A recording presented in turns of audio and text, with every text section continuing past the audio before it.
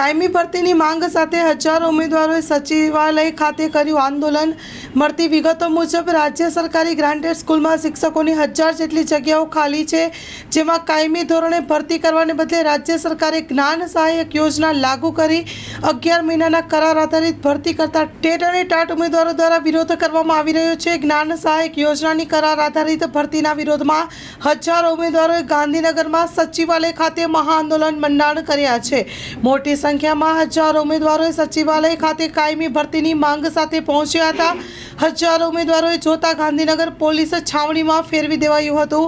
ઉમેદવારોના સમર્થનમાં આવેલા ધારાસભ્ય જિગ્નેશ મેવાણી સહિતના અટકાયત કરવામાં આવી છે।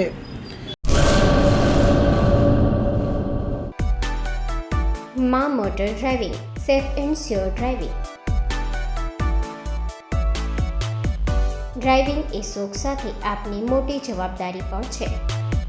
અમારા ઇન્સ્ટ્રક્ટર દ્વારા સચોટ અને સરળ માર્ગદર્શન। આપની રોજની તાલીમની માહિતી મેળવીને શું અધુરાશ છે એના ઉપર પૂરું ફોકસ કરાય છે।